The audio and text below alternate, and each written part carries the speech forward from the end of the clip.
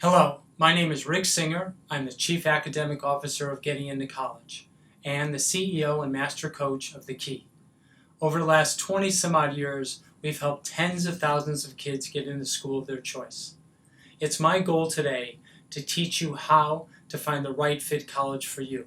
The process is much more competitive than what I went through, and it is my intention that you will walk away from every one of these videos and have a real good indication of how to play the game. If you have more questions, go to our website, gettingintocollege.com.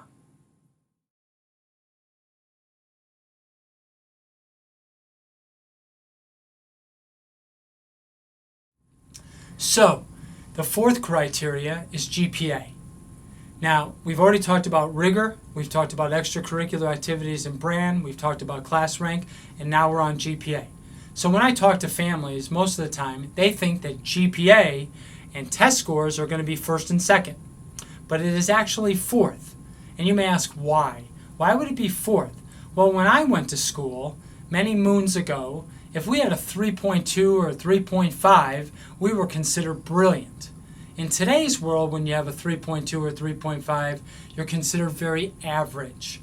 So that's why GPA is fourth and test scores are fifth, because everybody today has really good grades and really good scores, especially applying to Tier 1 level schools. So one thing, the hint I want to give you about GPA is really simple. You can never, ever, ever get a plus on your report card.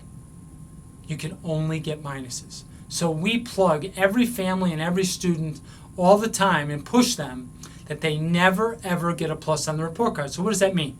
How many of you have ever gotten a B plus? Well, my guess is everybody's going to raise their hand and say I got a B plus.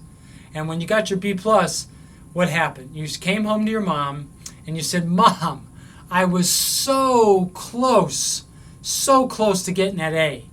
I was 1/10 of a point, 2/10 of a point, but the teacher won't give it to me.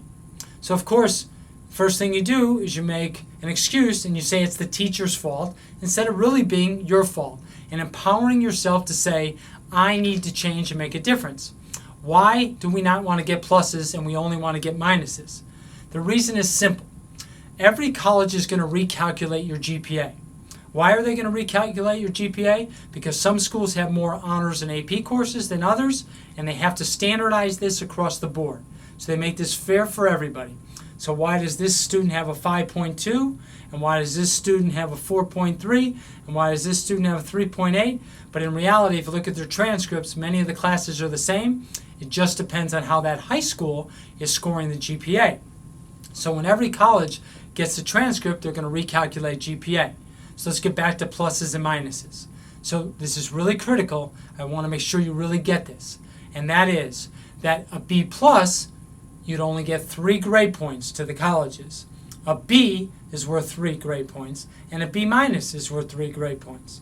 The A minus is worth 4. So every time you get a B plus, you just as well get a B. So the goal is to get to the minus. So if you had 41 A minuses on your transcript, the colleges would see that as 41 A's. So you have to do whatever it takes to get rid of the pluses and only go after the minuses. The GPA is fourth, but it is critical that you get a high GPA, especially if you're going to Tier 1 level schools. The difference between a 3.7 GPA unweighted and a 3.9 GPA is making 2 pluses, 2 B pluses, into A minuses. That's how simple this is.